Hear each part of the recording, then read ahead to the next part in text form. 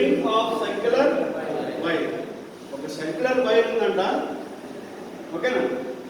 అదే circular wire అంటే ఏమంటారు? స్ట్రింగ్ అంటారు. ఒక వైర్ని సర్క్యులర్గా మనం కౌంట్ చేసి పెడితే కనుక దాన్ని ఏమంటాం? ఓకేనా? దాన్ని స్ప్రింగ్ అంటారు. ఆ టైప్ నుండి హెలికల్ స్ప్రింగ్ అంటారు. అయితే ఇప్పుడు కాంపోనెంట్స్లోనే కాదు స్ట్రెసెస్ డెవలప్ అయ్యేది, ఇలాంటి స్ప్రింగ్స్లో కూడా స్ట్రెసెస్ డెవలప్ అవుతాయి, అంతే కదా? లోడ్ పడితే ఏమవుతుంది? స్ట్రెస్ డెవలప్ అవుతుంది కదా, అంతే కదా? Force stress is equal to force per unit. అంటే ఫోర్స్ ఇంక్రీజ్ అవుతే స్ట్రెస్ కూడా ఇంక్రీజ్ అవుతుంది, అంతే కదా మీనింగ్? అయితే ఈ స్ప్రింగ్స్ లో కూడా స్ట్రెసెస్ డెవలప్ అవుతుంది. ఆ స్ట్రెసెస్ యొక్క డెరివేషన్ అనమాట. దాని మీదే మనకి ప్రాబ్లమ్స్ కూడా ఉంది, ఓకేనా? షాఫ్ట్ అయితే షాఫ్ట్ డిజైనింగ్ లో అంటే 4th యూనిట్ నేను చెప్పాను, షాఫ్ట్ యొక్క డిజైనింగ్ దాంట్లో ఎలాంటి స్ట్రెసెస్ డెవలప్ అవుతాయని చెప్పాను. సో ట్విస్టింగ్ అంటే యాంగిల్ ఆఫ్ ట్విస్టే కదా, ఇక్కడ దాన్ని అక్కడ వరకు ట్రాన్స్మిట్ చేస్తుంది కదా.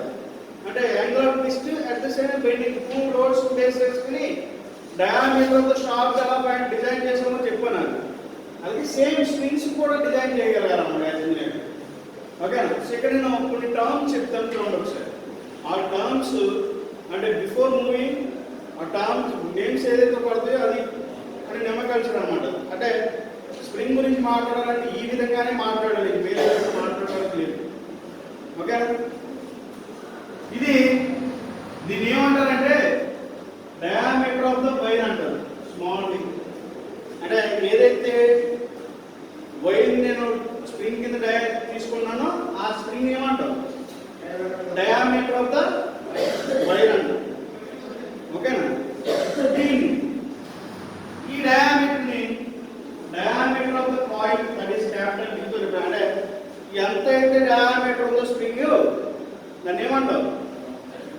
డయామీటర్ ఆఫ్ ద కాయిల్, ఓకేనా?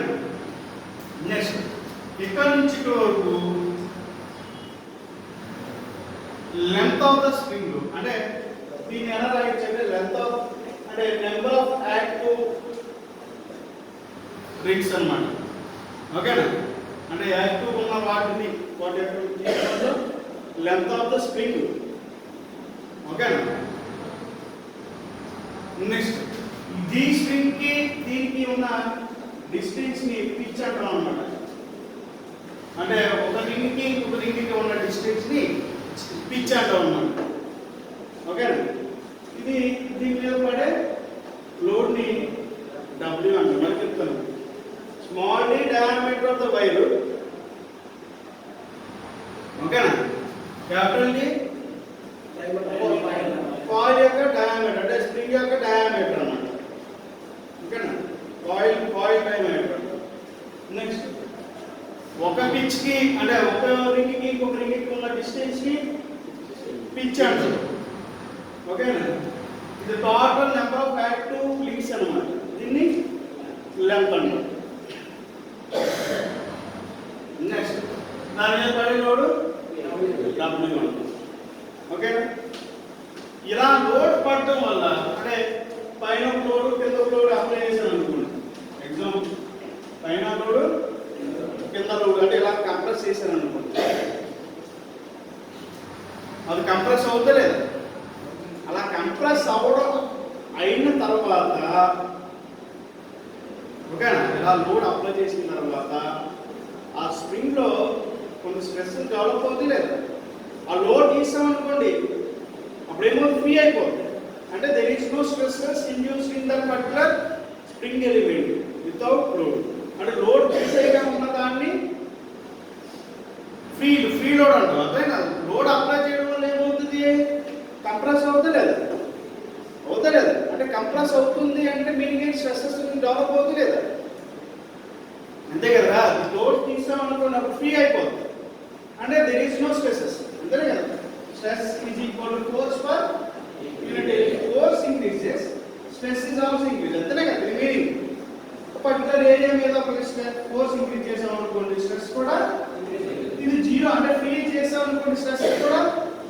అందుకని ఆ యాక్టివిటీ ఉండబట్టి ఇక్కడ కాదు.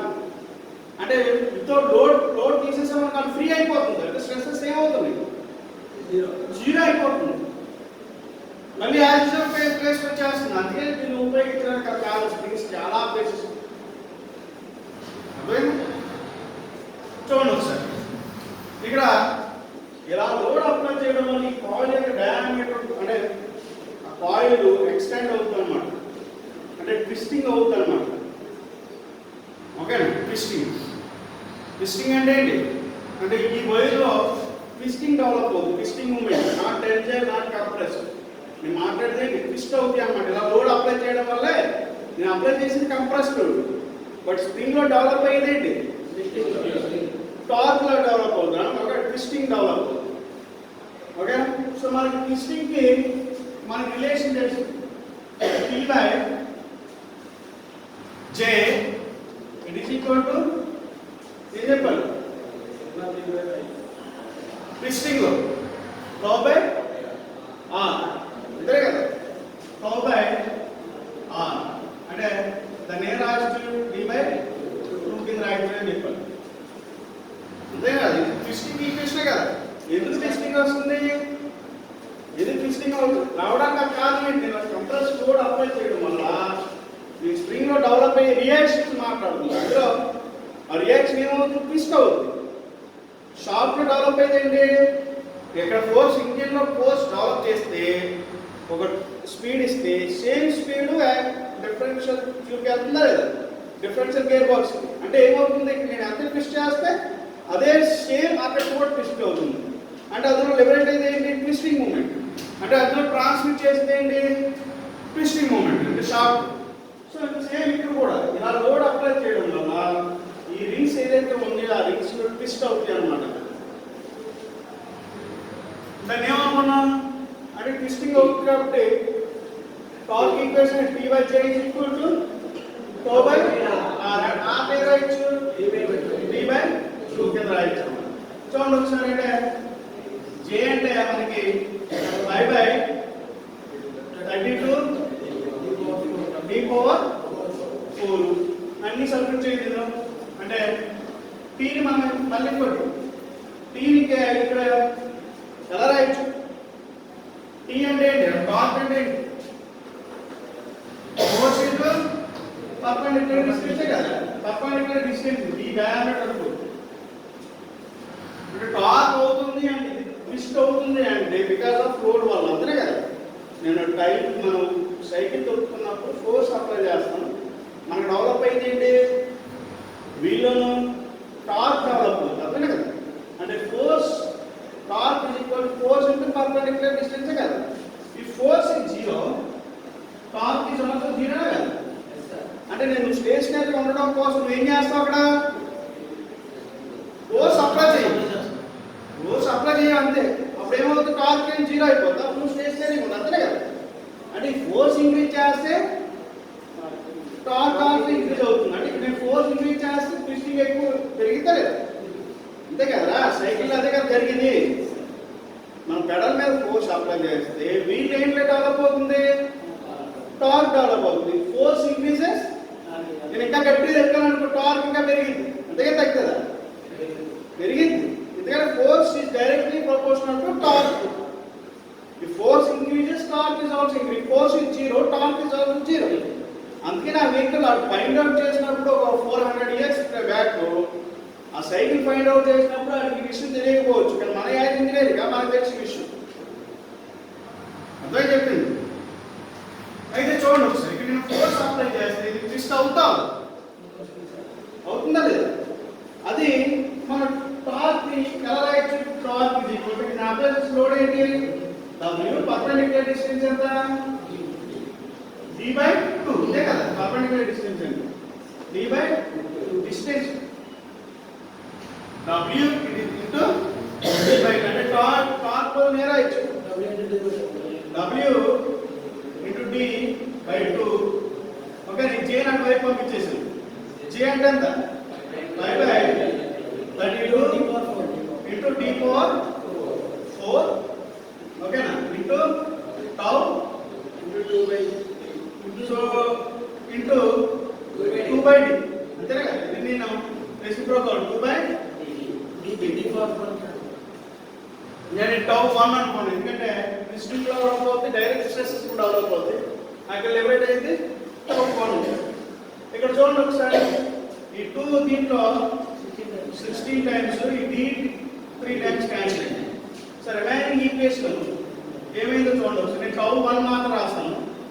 That is equal to tau 1 is equal to tau 1 మాత్రం రాస్తాను. ఇక రిమైనింగ్ అన్ని కూడా అటువైపు పంపించేయండి.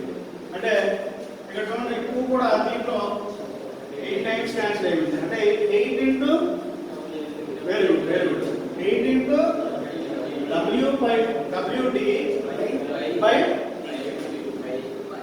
dq into dq. ఇది ఈక్వేషన్ నెంబర్ చాలా చాలా ఇంపార్టెంట్ అన్నమాట. అంటే ఈ డెరివేటివ్ ఇది చాలా చాలా ఇంపార్టెంట్. ఫర్ ఎగ్జాంపుల్ చెప్తాను చూడండి, తెలియని విషయం ఏంటంటే కొడతాను చెప్తాను. ఇప్పుడు నీకు ఒక 2 కిలోమీటర్స్ రోడ్ అప్లై చేశాను అనుకోండి. ఈ 2 కిలోమీటర్స్ ఇచ్చాం అనుకోండి, డయామీటర్ ఆల్రెడీ తెలుసు. ఓకే, వాల్యూమ్ డయామీటర్ తెలుసు అంతే కదా. స్ప్రింగ్ చూస్తే మనం 2 కిలోమీటర్స్ డయామీటర్ తెలుసు. అన్నింటిలో ఇసురు కొడితే వైర్ డయామీటర్ మనం దేనికి ఫైండ్ అవుట్ చేసుకోవచ్చు? వెనియర్ కాలిపర్స్ యూజ్ చేసి డయామీటర్ అంతా వైర్ అంతా చూసుకున్నాం. అన్ని క్యాలిక్యులేట్ చేస్తాం. స్ట్రెస్ డెవలప్ ఎంత డెవలప్ అయిందని చెప్పేసి లేదు.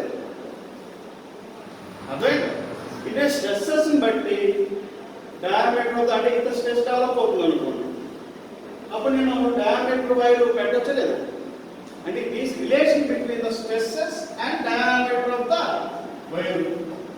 అంటే ఈ లోడ్ దగ్గర డయామీటర్ ఆఫ్ ద షాఫ్ట్ ఎంత పెట్టాలి సార్ అని అడుగుతాడు అనుకోండి. ఈ రిలేషన్ యూజ్ చేసి అన్ని కొడితే ఆ స్ప్రింగ్ యొక్క డయామీటర్ ఎంత పెట్టాలో చెప్పచ్చు అనమాట. ఏ లోడ్ దగ్గర ఫర్ ఎగ్జాంపుల్ లోడ్ పెరిగి కొద్ది డయామీటర్ ఆఫ్ ద వైర్ ఎంత పెట్టాలో చెప్పచ్చు. అంతే కదా, ఈ స్మాల్ డి అనేది అంతేనే కదా. నెక్స్ట్ దీంట్లో ఇది డ్యూ టు ట్విస్టింగ్. ఇంకోటి డైరెక్ట్ స్ట్రెసెస్ కూడా డెవలప్ అవుతుంది. డైరెక్ట్ స్ట్రెసెస్ అంటే ఇది లోడ్ కదా, ఈ లోడ్ వల్ల డైరెక్ట్ స్ట్రెస్ అంటే ఏంటి? ఇలా కంప్రెస్ అయ్యి దీన్ని డైరెక్ట్ అంటారు. ఇలా లోడ్ అప్లై చేసిన ట్విస్టింగ్ అనేది ఇండైరెక్ట్ స్ట్రెసెస్. ఓకేనా? ఇండైరెక్ట్ అంటే దట్ ఈస్ ట్విస్టింగ్.